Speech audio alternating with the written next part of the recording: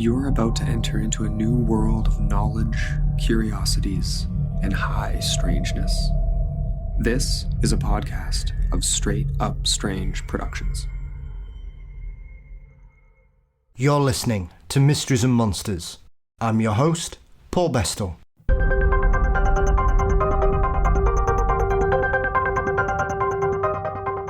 On today's episode, journalist and author Paola Harris joins me to discuss an intriguing UFO case that predates the Roswell incident by a good 2 years. In her new book, co-authored with the legendary Jacques Vallee, Trinity, The Best Kept Secret, looks into the reports that something crashed in the White Sands area just after the US had tested some of its atomic capabilities. First-hand witnesses, official cover-ups, strange premonitions, alien beings, and retrieved wreckage all point to the Trinity case being extremely intriguing. But before that, don't forget you can support Mysteries and Monsters by signing up at patreon.com/mysteriesandmonsters. $4 a month gets you ad-free episodes, guaranteed early releases, bonus content, and more. You can also click the link in the show notes as always. Mysteries and Monsters is across all social media platforms: Facebook, Twitter, Instagram, LinkedIn, and please subscribe to our YouTube channel under @MysteriesMonsters. You can also visit mysteriesandmonsters.com for news, episodes, and merchandise. Artwork, as always, by the marvellous Dean Bestall. The show is produced by Brennan Storr of the Ghost Story Guys. And Mysteries and Monsters is delighted to be a part of the Straight Up Strange network. The atomic age had just begun, but did it create ripples beyond our planet that summer of 1945 that encouraged others to come pay us a visit? On today's episode, we find ourselves returning to the end of World War II and a period of incredible change being undertaken beneath the curtain of secrecy and the testing of a weapon that changed the history of the world. I'm delighted to welcome investigative journalist and author Paola Harris to the show. With a long and deep interest into the unidentified aerial phenomenon, Paola has investigated some of the most perplexing cases from around the world. In the new updated version of Trinity, co-written with Jacques Vallee, we look at a case that has left to gather dust since a few days in August 1945 that changed the perception of everything. Paola, I'm delighted to welcome you to Mysteries and Monsters. Hi, Paul. Thank you so much for asking me. It's a pleasure to talk to you across the pond. Absolutely.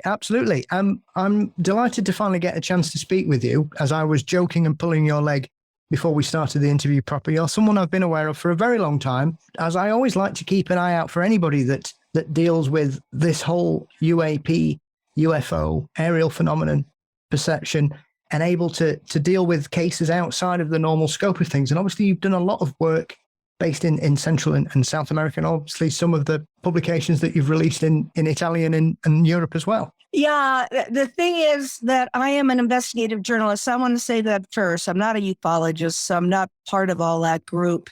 I'm just curious, and I do it because I want to know. And as I was telling you before, all of my life is synchronistic. I mean, I saw Close Encounters of the Third Kind in 1979.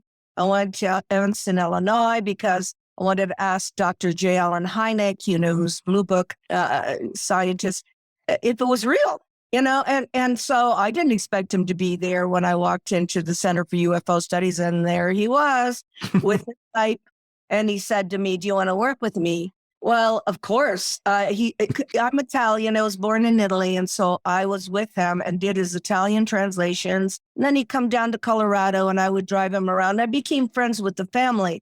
Today, I'm very close to Paul Hynek, who's on a lot of conferences and so forth, because he was a little kid when I started working with his dad. But when his dad died in 1986, Paul, I just didn't want to do any more. I was devastated. But I moved to Italy to teach in a private school in 1992, and they knew I had worked with Hynek.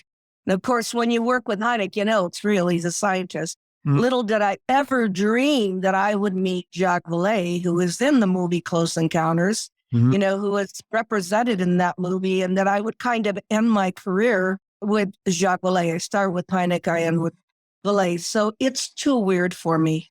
But what was it that you got bitten by the bug, Paola? Because obviously, for some people, it's certain cases, or they live in certain areas in the US or over here in the UK, or for us here, a lot of people got into UFOs because of Rendlesham or Alan Godfrey or anything like that.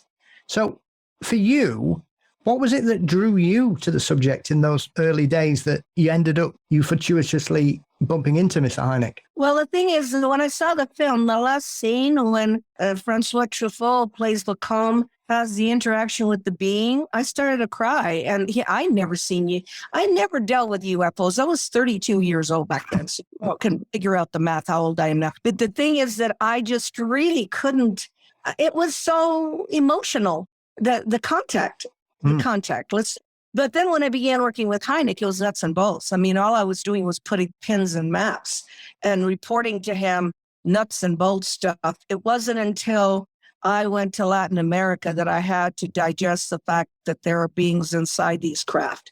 And I had to deal with that. And when I met John Mack, when he came to Italy to visit me, that's when I had to start saying, okay, you're fine with all the data, but you better get a clue as to what's really happening here, because then you have to go into the reasons why the beings, the interdimensionality, the time travel, all that stuff that for me was very hard to swallow.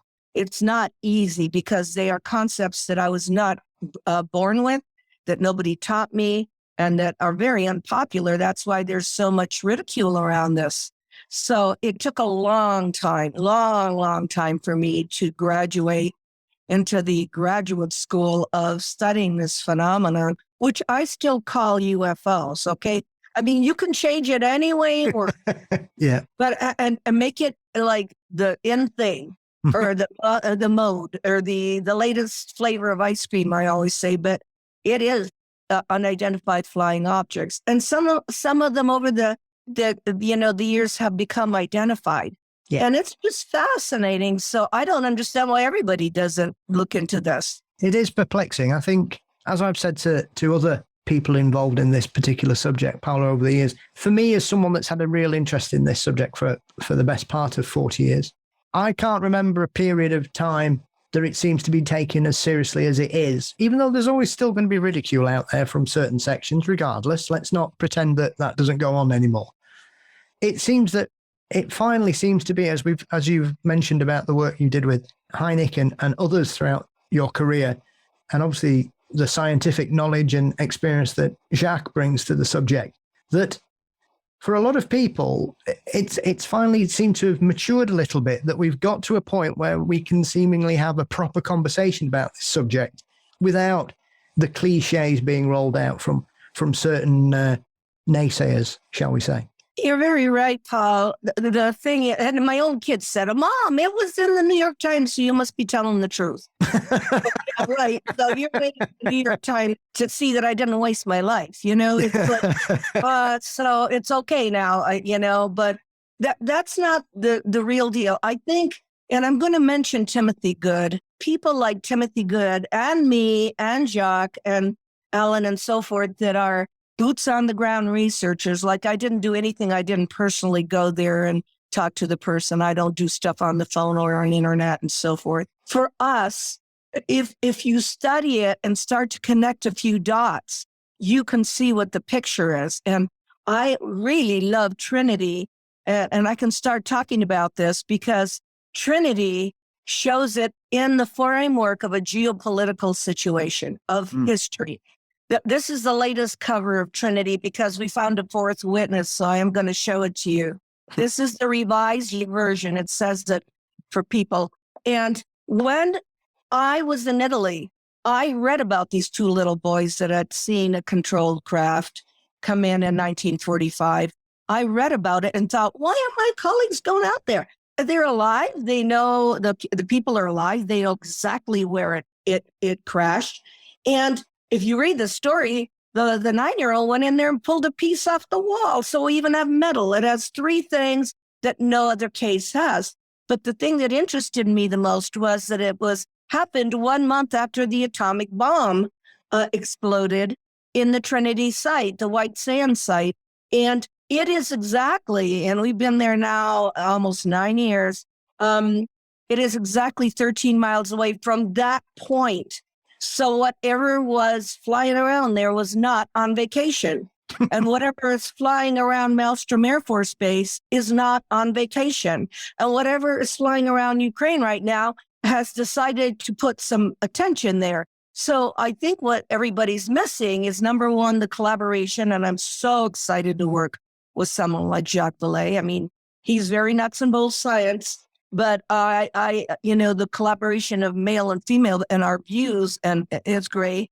And then the fact that I wish everybody would look at this in a geopolitical framework and get a timeline and realize that even the book Trinity isn't a UFO book. It's a history book. This is the history of planet Earth. These are things that happen. Maelstrom in 1969 happened. The flyover of Washington in 1952 happened. I don't know where you're going to argue with that. There is no, those are data, that's data. It's not a matter of belief. People say, do you believe it? It's not a religion. It's an accumulation of data that unfortunately doesn't fit into any framework. And because I have a master's in education, I wish it would. I wish there would be a university course on this. And I wish we would look at it as we do anthropology, psychology, and geology, because we have enough data to connect a few dots if they look at it on a timeline. I mean, I'm surprised, even as someone that studied the Second World War at college, Paola. I have to say, I'm still surprised when I discover things that went on during the end of the Second World War, and especially with Project Manhattan, with it being based out there, and what was going on with Oppenheimer when they were working with his team of international scientists ferreting away all around the US till they pulled them all to New Mexico to begin to work on the project properly. So when I was reading those opening chapters of the book, when they were talking about what happened with the Manhattan Project, I find it remarkable that the US government thought that, as Jacques has said, it wasn't a test. They dropped a bomb. They dropped a bomb. Yeah, they did. I'm not really sure what the difference is. Because first of all, they learned a lot. It was on the ground that they exploded it, so they realized that if it was in the air, it would probably do less damage, and and they did drop it on Nagasaki and Hiroshima from the air. Did more damage on the ground, and they didn't tell the people. And the radiation's 150 square miles radius, and that's part of the story, because poor Jose lost his hearing. His eardrum ruptured, and his mother was blinded in one eye at 4:30 in the morning. I mean, these are the witnesses that everybody says, oh, they're only children, don't listen to them. Come on, this story, because it is children, and because they waited 60 years, and everybody said, oh, they waited 60 years. Well, he took something that didn't belong to him from inside the craft. You're not going to brag about it. And you're not going to come out and say, I stole a piece from the inside of a UFO. And I hate to use the word stole. He said he borrowed it because he ended up giving it to me. I put it in a safe deposit box for 2 years until Jacques approached me 4 years ago because I had metal. I mean, he wants these nuts and bolts, so he wants metal. So he heard about this and he goes, you got it. And I said, it's in the safe deposit box. And that's when he began working with me because he was fascinated with the entire case. And we would go down to Socorro 3 times a year to talk to Jose, go on location and so forth. So if somebody said, have you analyzed it? Yes, I was doing it 5 years. Jacques never met Remy, the 7-year-old. He never met him. And I made sure I got him on film and worked with him and got all the details. And Remy and Jose never lived close to each other. They separated when they were like, 11 or 12 years old. Remy went to Washington State and Jose went to California. So when they could find each other through a genealogical thing that Jose's son found them, it was 60 years later. So, the first words were, do you remember what happened? They go, yeah, do you remember what happened? What happened to the piece? I mean, it went like that. It isn't like, oh, let's go and tell the world what we did and all that. People don't understand this story is amazing. And it's before Roswell. It's before Kenneth Arnold coined the term flying saucer. They didn't know what the world they were looking at. They didn't know anything about aliens. Neither did the government, I think, because the boys that cleaned up that crash were from the Manhattan Project. And Jose was telling me one of the young boys even married his cousin. So they all knew each other. So it was more that you go down there, they all know each other. Everybody's a relative of everybody. And the story is outrageous. Do you think, Paola, I mean, I'd heard of it briefly before the book came out, so I was aware of it. I know it's mentioned in the book, and you've mentioned Timothy Good earlier as well. Yes, he's amazing. It's one of those cases that meant that both yourself and Jacques mentioned throughout the book, that you scratch your head and you think, well, why have people left this alone for so long? And it happens sometimes, especially when we're talking about ufology. For some reason, Paola, certain cases just don't seem to gain any traction. And people, as you touched on there, everybody talks about Roswell being the beginning and Kenneth Arnold, that's when UFOs started, which if you look backwards throughout history, you'll know that that's palpable nonsense. It's the modern era that the media started taking attention, really. It's not that UFOs just suddenly turned up and Kenneth Arnold saw them, because clearly things were happening prior to that.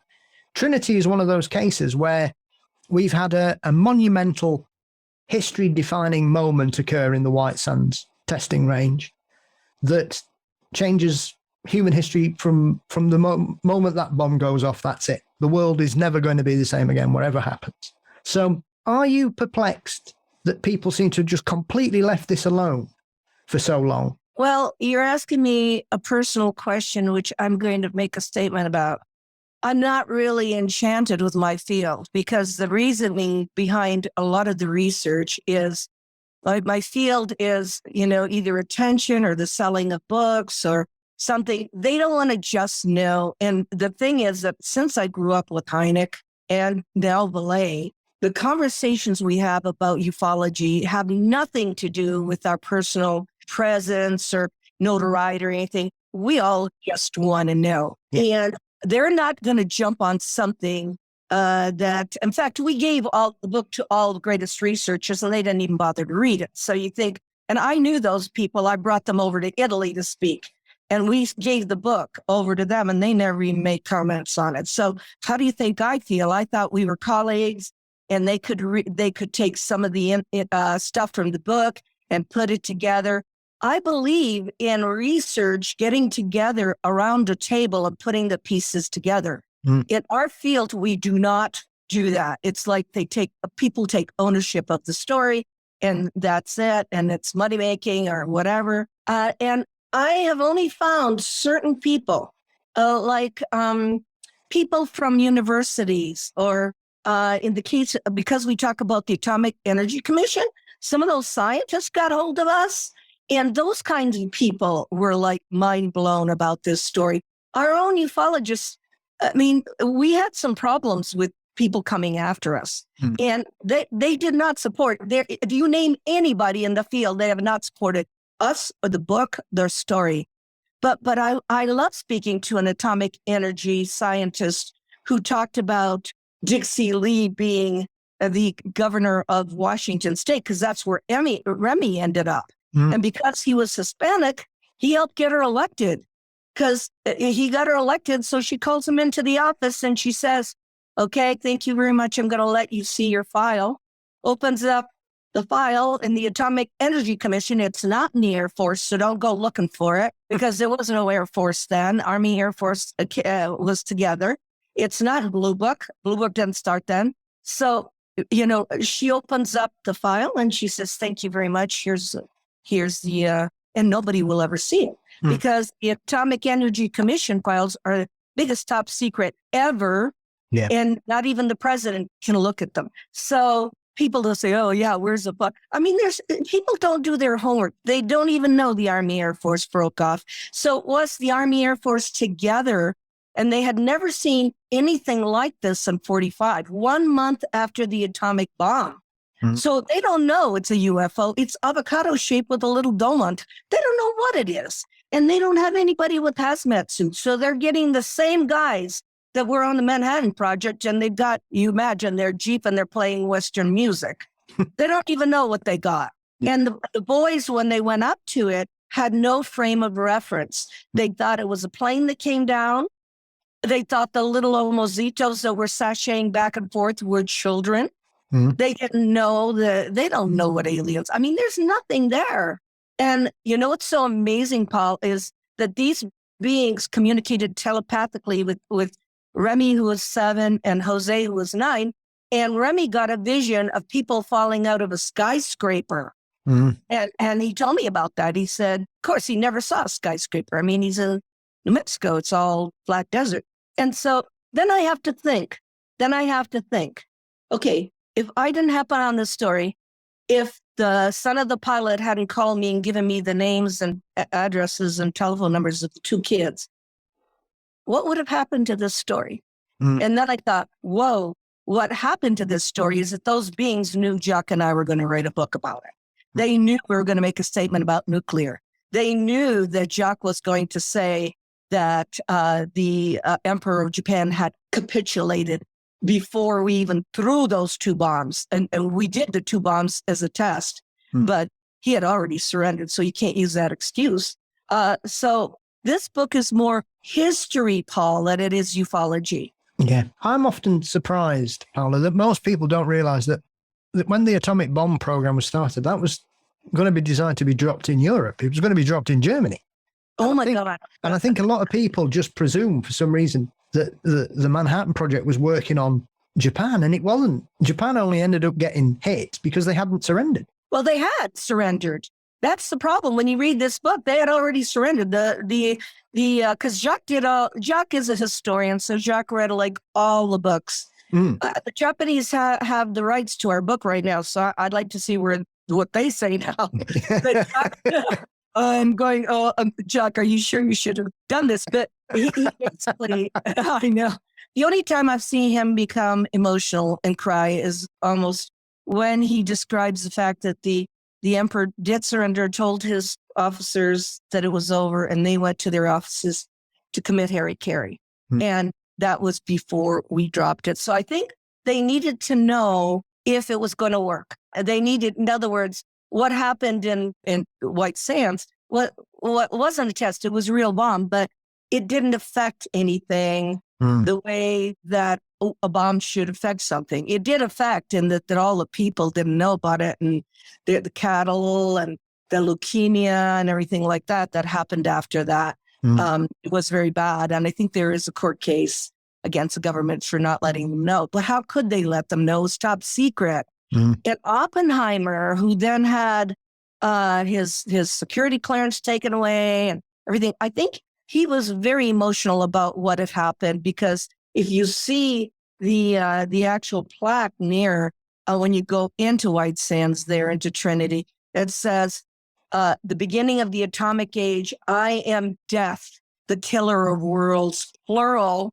I think that's really from the Bhagavad Gita. And so I'm going, okay, so if this is death, the killer of worlds, the other worlds, the parallel worlds, the dimensional worlds, the interplanetary worlds, were given a sign that this was going to affect them also. So the fact that we have all of these, incidences in New Mexico is a consequence of we got somebody's attention. Somebody's. Yeah, absolutely. There are so many tantalizing parts to this initial discovery by Remy and Jose.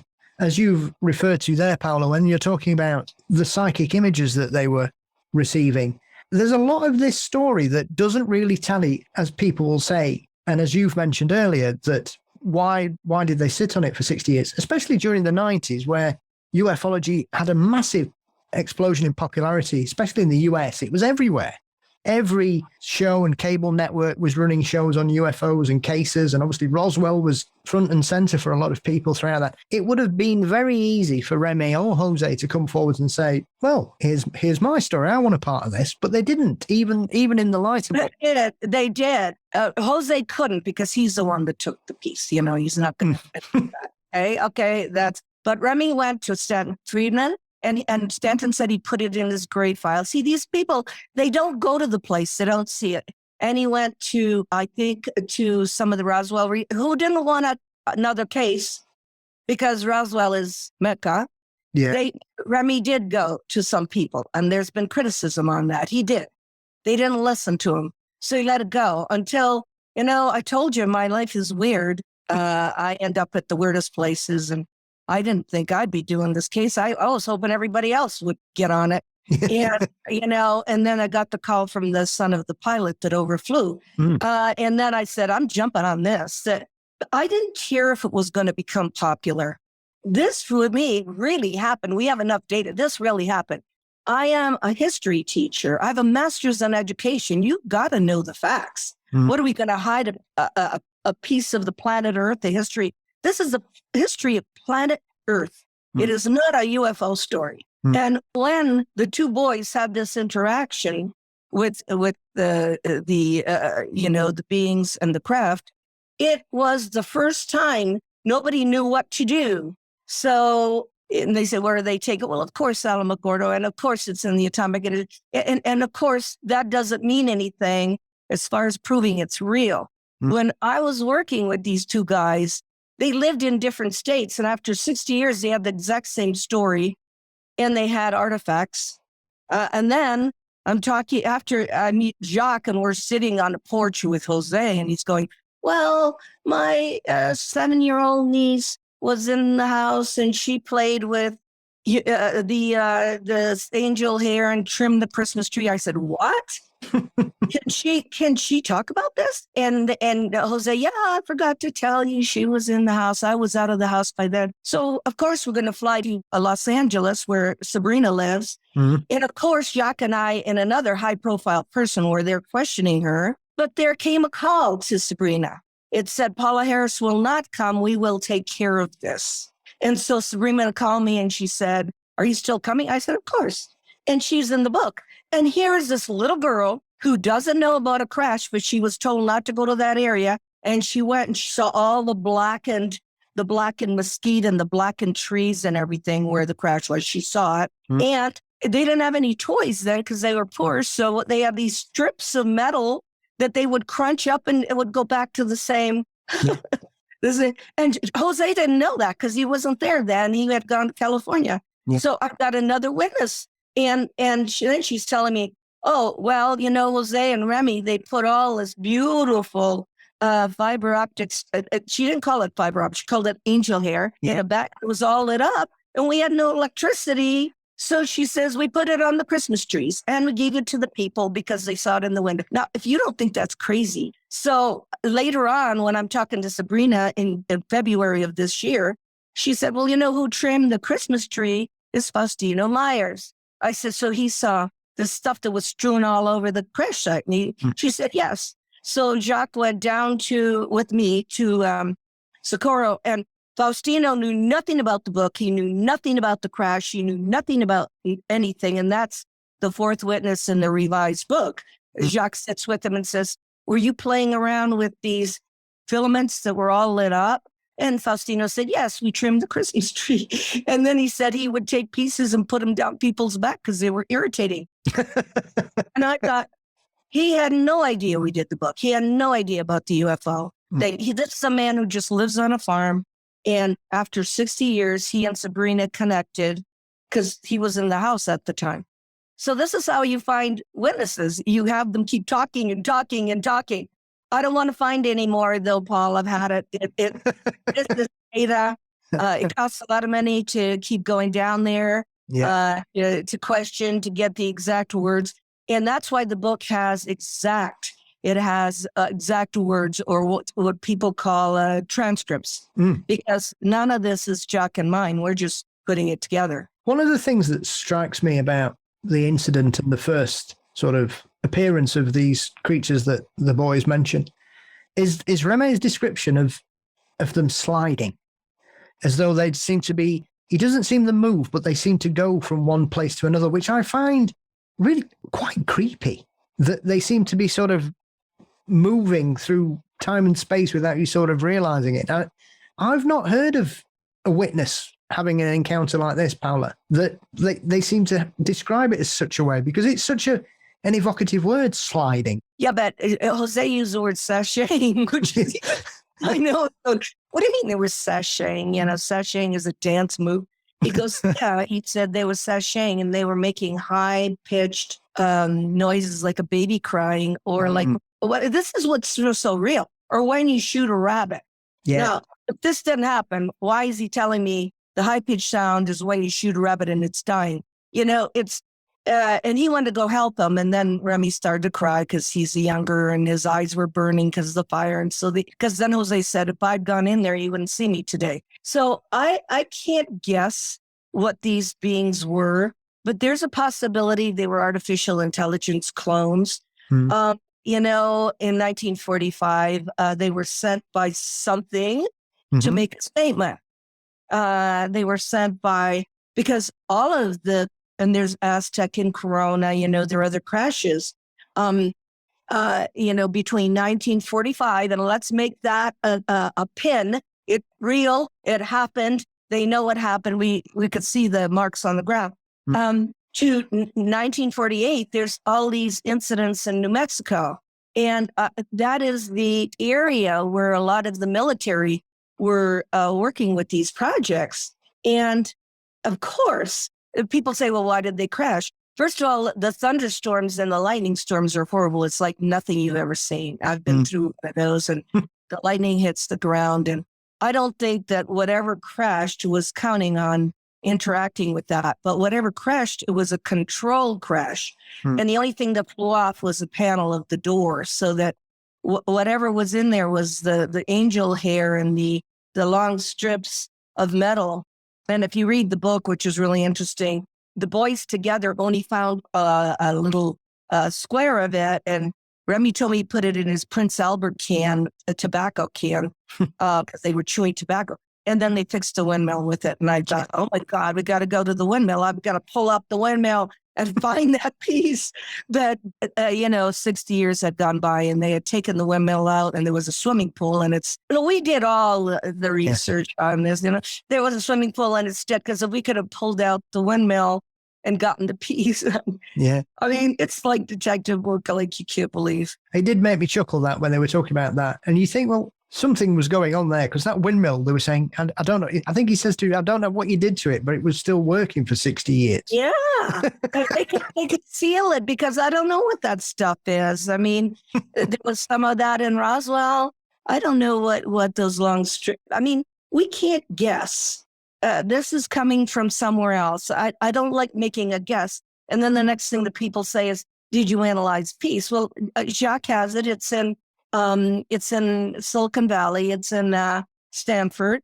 And that piece eventually will be under glass. Let me tell everybody, it's at Rice University, where Jacques Vallee, Whitley Strieber, and I are leaving all our archives. You can see behind me, I'm starting to mail out all of my research to Rice in Houston. Yeah. And all the audio from that, all the movies that we took from this case will be at Rice, including the piece. So we want to leave this for humanity. This isn't our story. This belongs to planet Earth. Yeah. One of the bits that makes me chuckle as well is obviously word gets around very quickly about what's gone on, and the officials turn up, start to cordon off the area and building a road to it, which always makes me chuckle that they had to build a road to get to this crash. Oh, yeah, right. But the officer that turns up at the house and says, oh yeah, we one of our experimental weather balloons has crashed. Right. And you're like, I'm sure I've heard this story somewhere else. Well, they must have had some kind of cover story. The thing is, you can hard, it's 6 foot. I think you can get a weather balloon through it. But if you go to the location, you can see where they cut more than 30 feet off the gate, more than 30 feet. And of course, in those days, everybody had respect for the military. Faustino Padilla is not going to say, that isn't a weather balloon. I was inside with Sheriff Apodaca, because Faustino and Sheriff Apodaca went inside the craft. Yeah. He can't do that. You're not going to do that to military people. So he gave permission, because it was 30 feet in diameter, 15 feet tall, an avocado-shaped craft with the dome. So Jacques put the Socorro, New Mexico case of Lonnie Zamora, an avocado-shaped craft. I just came back from France because I had to see for myself Valençol. Valençol, an avocado-shaped craft with a dome, came down in a lavender field with two little men who started collecting lavender. Yes. And there's, and Maurice Mas was going to hit them because they were tiny. Yeah. And I talked to so Paola, boots on the ground, went to Valençol to stand in the place where this thing landed, to talk to the townspeople. And all of those guys, Lottie's Moore and Maurice Mas, went through a lot of ridicule, a lot of pain. The kids didn't because they didn't talk about it. Yeah. So, the kids just went on there with their lives. There is no UFO background for those kids. They don't know what they experienced. There was nothing in 1945. So how could they say later on they figured it out? Because later on was the UFO mythology community and data that came out. But before that, what do you attach it to? When they were looking at it, and even the government, I think, go, what the heck is this? They're going, we haven't had an avocado thing, before, and what's inside, and what was this all about? So you have to look at it historically. You can't look at it in the context of today's information. And Paul, disinformation. There's so much disinformation out there. Well, you can tell if we are to take this on the evidence given to us by Remy and Jose, the reaction clearly shows an organization that's never dealt with this before. Because often when we talk about UFO crash retrievals, the stories are always the same. People in Hamzat suits, big tents, cordoning the area off, all that's going on, spraying chemicals everywhere to neutralize whatever. Here, they all just turn up in their normal clothes because they've no idea what they're dealing with. No, they don't know. And the guys, the young guys that were on the Manhattan Project were, I have to laugh when I think about it because the boys are waiting for them to leave so they can get a souvenir. Yeah. And here the guys with the Jeep playing country music, and they really don't want to pick up the pieces. So what they do is they make a little hole with their feet and shove some of the pieces in. And, I know, and it's logical. Now, I was very close to Clifford Stone, very close. In fact, Clifford and I helped publish his book, and he was crash retrieval. So I was able to ask Clifford Stone, he did 12 of them. I said, what did you guys do with some of the bodies? He did 12 of them. He started in 1969 with the first one in Indiantown Gap, Indiana. So the thing is that I said, they had enough bodies, so they didn't keep all the bodies all the time. They would leave them out, Clifford told me, so that their own would come and pick them up, their own. And I'm going, do you know who their own is? And he goes, no. He said, we just leave them there, and the next day they'd be gone. So everybody says, what happened to the beings? Well, who knows? I don't think they're going to stay there. But I have no idea. I can't answer any of the questions. Who are they? Where are they from? And everything. And but I do know, and I'll go on record saying this is a statement. This is a statement that has to do with they really wanted people to understand what we had started in this nuclear age. You can't put Pandora's box. You can't put the genie back in the bottle. It just escalates. We are playing a chess game with nuclear right now, and the only way to win is to checkmate. That means everybody has to get nuclear. Everybody has to, threaten each other with ultimate destruction. And I think those beings were smart enough to say, what were you thinking? When you guys started this thing? And that all gone. And even Jacques anymore, looks at the nuclear issue because, again, it's not a UFO book. It's a history book. I think it is. One of the aspects of all this that will often get overlooked as well is that, I've seen a lot and read a lot over the years, Paola, that a lot of people do put a lot of faith in the fact that it's the dropping and the creation of the atomic era and the bombs being dropped that essentially signals to whoever is out there, wherever they may be, wherever they come from, that we are preparing to accelerate our development on a scientific level even. Maybe, obviously, the parameters of the atomic bomb and the destruction it can wreak on our planet, as you mentioned earlier about the destroyer of worlds, clearly atomic bombs have the capacity to cause irreparable damage to any large body out there in the solar system. And if you add 2 and 2 together, if these clever humans decide to suddenly start flying into space, which very quickly we did, then all of a sudden, if you're looking at us thinking, oh, look at those people there, they're still mulling about. And then all of a sudden in the 20th century, we go from bicycles to motor cars to building atomic bombs in the space of 50 years. Then all of a sudden, anybody else out there starts to think, hang on here, we might have a problem. Well, you're very right about that. It doesn't take a rocket scientist to figure that out. But, the thing is also, if you read Colonel Corso's work, he said we had a Project Horizon where we were going to test the bomb on the moon. Yeah. You want to know how wise that is? I mean, do you know how insane that is? Yeah. Whoever's on the moon is going here. They're coming here with the bomb to test. Oh, well, maybe we should not invite them. But again, Paul, people need to read everything. You can't be on internet. You've got to start reading these books. You got to start reading Timothy Good's, Earth and Alien Enterprise, Colonel Corso's The Day After Roswell, Edgar Mitchell's The Path of the Explorer. I read everything. Otherwise, I couldn't figure this out for beings. I mean, it isn't just our story. It's the story of the planet. It is piecing together the puzzle. And I'm not surprised that maybe we're not, welcome anywhere. Then my whole life gets crazy because I'm in Italy and I'm interviewing Guy Andronic, who is a geophysicist from France. And he's saying that he was on the island of Fakatofa, the Bikini Atoll, and the French did 800 H-bomb tests. 800. I was like, they do 3? I was like 4. And that there was 3 feet of dead fish on the runway. And there was the coral was dying. And they had flyovers of UFOs. Well, those UFOs didn't bomb them. They didn't kill them. They didn't tell them to stop.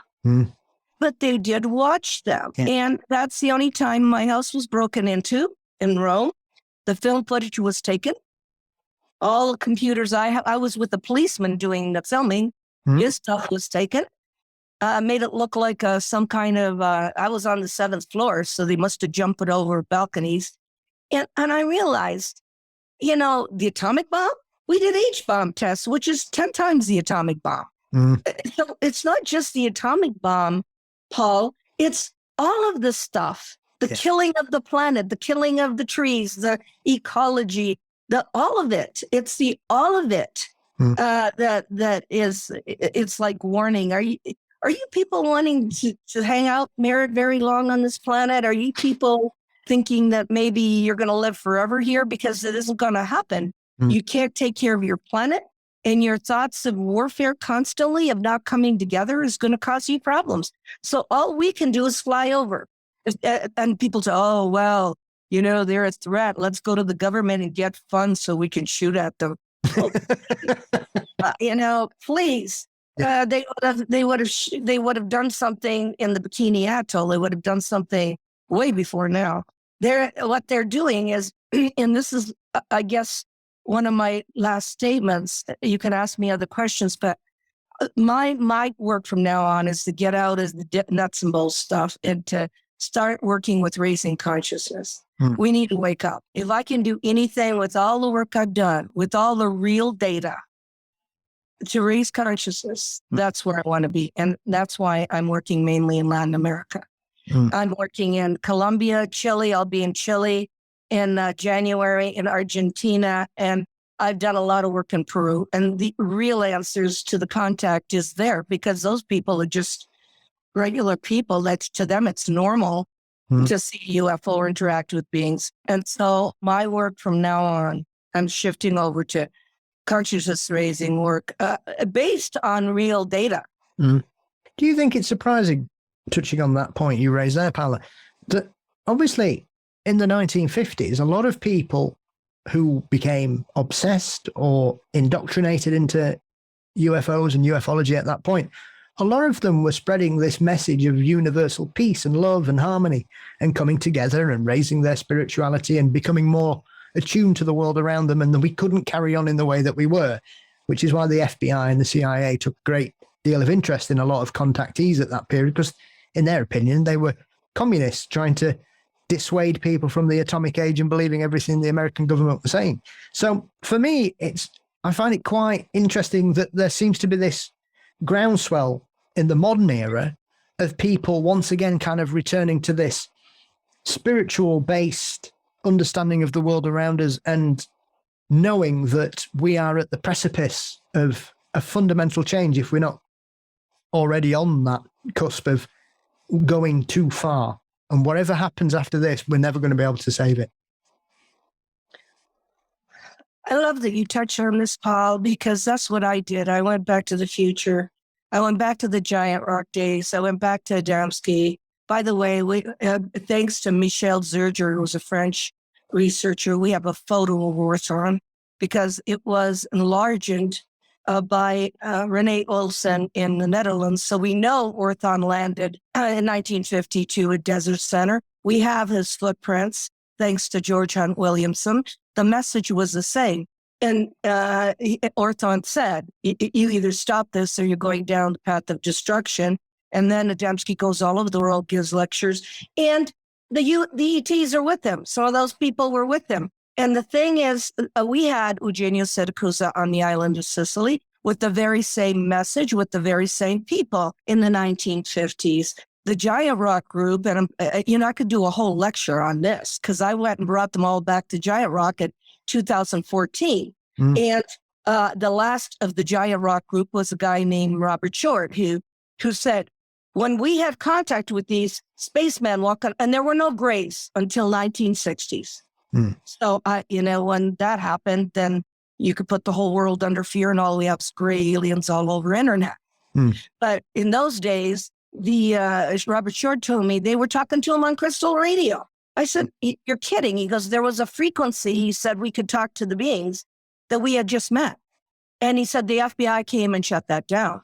And then I did the Amicisa case in Italy. And the same thing, they were talking to them on crystal radio because you can make your own radio with crystal radio. And I began connecting the dots. And I said, oh my God, these guys came from these other places. And they were people, which is very threatening to the U.S. or anybody else, because Colonel Corso said, I'm not worried about the beings, the clones and the EBs and whatever. He said, I'm worried about the people that created them because they could be walking in the halls of the Pentagon. That's what he said to me personally. And so in the 50s, we had this group of contactees, Menger, Adamski, Orfeo Angelucci, Van Tassel, who were telling the truth about contact. And it was this message. But since the powers that be, and it's not the U.S. government, it's probably the military-industrial complex, are interested mostly in the craft and the technology, these beings stopped coming here. Guess where they went? They went to Peru. They went to Latin America and started walking off ships. Why would they come here? They're still, the New York Times is interested in the Tic Tac. They're not interested in what's inside or who it is. But we're looking at Tic Tacs. We're looking at, craft. We're looking at pieces. We're looking at metal. And nobody is asking the right questions. And so that's why I want to work in Latin America. But I did all of that. And ironically enough, when I brought Robert Short back to do a channeling, because the being said, since we can't use that frequency, could we use your throat? In other words, we will talk. The voice that came out of him was not Robert Short's voice. But in 2014, the channeling that was done at Giant Rock mentioned Vladimir Putin. And I was saying, well, that's crazy. He's not even in the news. And the channeling word for word is what's happening today. And this is 2014, so do the math. They knew through the throat of Short. And by the way, that's on my YouTube channel if people want to see the work I did with Giant Rock. Through Robert Short, who was deceased, he and his wife were some of the only survivors of that group in the 50s.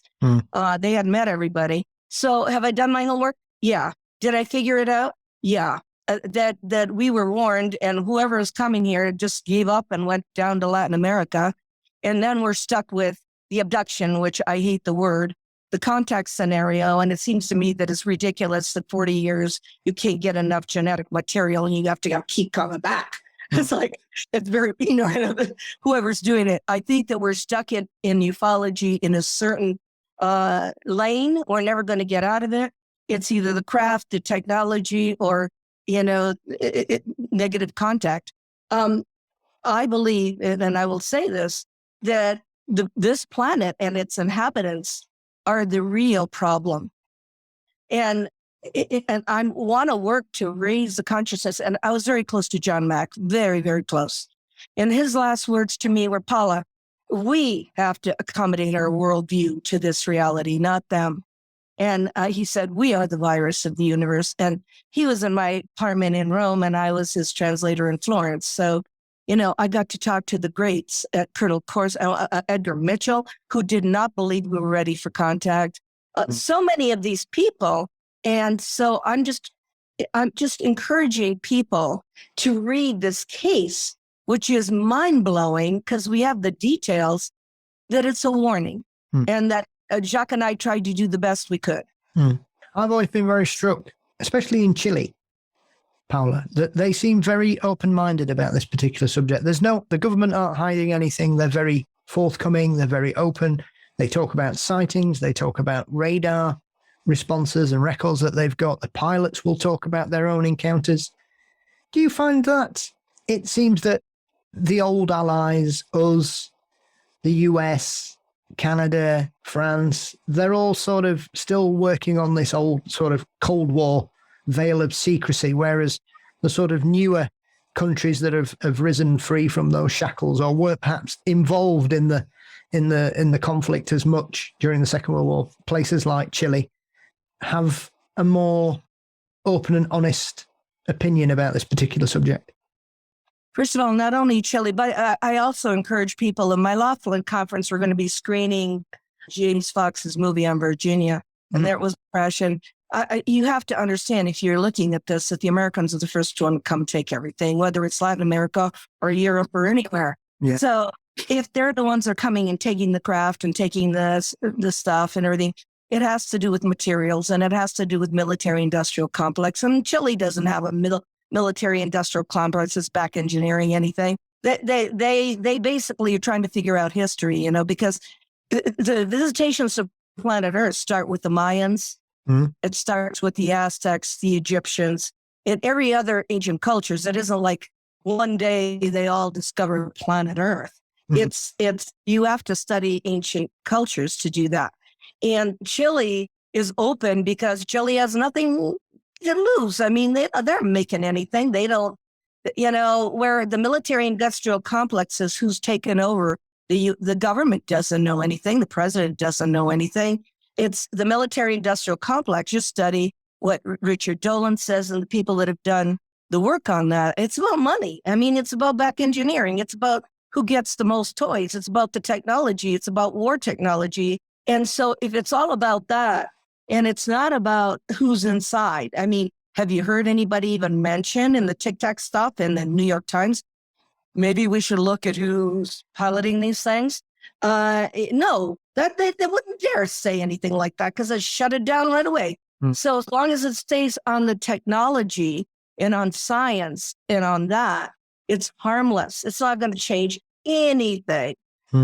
It won't change anything. I do think that if we have a nuclear situation, there will be an intervention.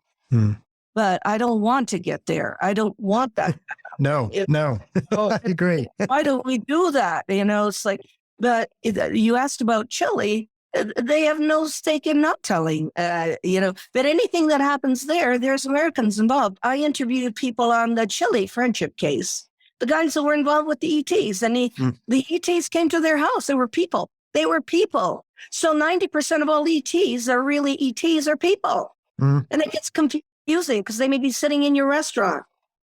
Even Timothy Good says that he met one in New York, that he said to the being who had a three-piece suit on, was reading a newspaper, if you're not from here, take your index finger and put it on the left side of your nose. And the guy did that. And poor Timothy's sitting there going, well, what do I do? It's so that opens up a lot of questions as to if they're here, because they're people. Yeah. And I want to get into more of that because it interests me. But going back to Trinity, history interests me also. Absolutely. And it should be. I think it's one of those things that often people for some reason, Paola, in whatever kind of field, a lot of people tend to have a line in the sand. And if anything's occurred before that, or anybody's written anything before that, or anybody's done any research or investigation, if it's, say, for example, before 1980, oh, well, that's old-fashioned, it's old hat, we don't need to bother looking at that. And I, as someone that loves history as well, I'm always infuriated by things like that, because it will often give you a template and a bigger palette of resource to be able to come to a more knowledgeable answer to the questions that you found. Yes, and Paul, I want to thank you, because you asked me like questions that really, are worthwhile. They're not commercial questions. They're questions of you and I thinking about the history of this planet and the history of humanity and how this all came about. And I enjoyed this kind of dialogue, but unfortunately with my own colleagues, we never have it because nobody has gone backwards and looked at a giant rock. Nobody has gone backwards and looked at what happened before. I don't know where they start. They start maybe from Roswell, but 1952, we had a flyover of the Capitol. I mean, that was that was a wake up call if nothing was. And then Robert Wise puts out the movie The Day the Earth Stood Still, and Robert Short is telling me that was a government disclosure movie, and that they knew about it. They even have some real footage. And I'm going, okay, well, why aren't people looking at the whole picture and putting together the pieces of the puzzle? It happens here in the UK. It's not just the US, Paolo. It happens here in the UK. Most people, if you find somebody that's interested in UFOs, they'll probably have heard of a handful of cases. They will not think of anything else that's happened in the UK, probably before Rendlesham. They'll not consider it.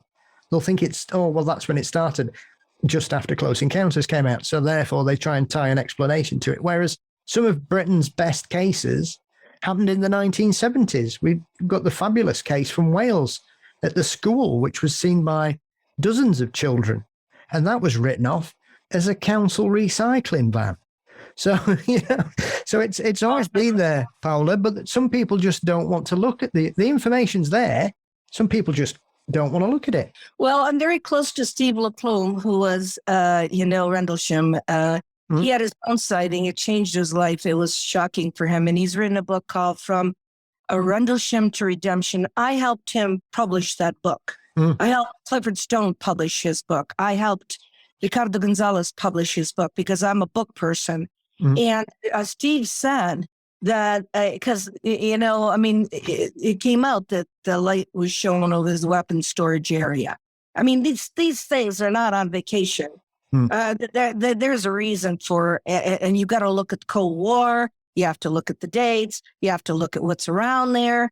And so Rendlesham for me was very important. I've also talked to Peniston about this. Actually, I helped him also do his book, because and people don't do this, if they make this an academic subject, can you imagine if you went to college and you never read a book on anthropology and you were studying it?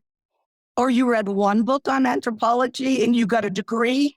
I was going, you have to read source material, read all of Hynek, read the Blue Book stuff, read, the early days, read, Howard Menger's From Outer Space to You. I just finished going back to New Jersey, looking at where he was and what those landings were at. And the Historical Society of New Jersey is talking about this. And none of my colleagues have been there.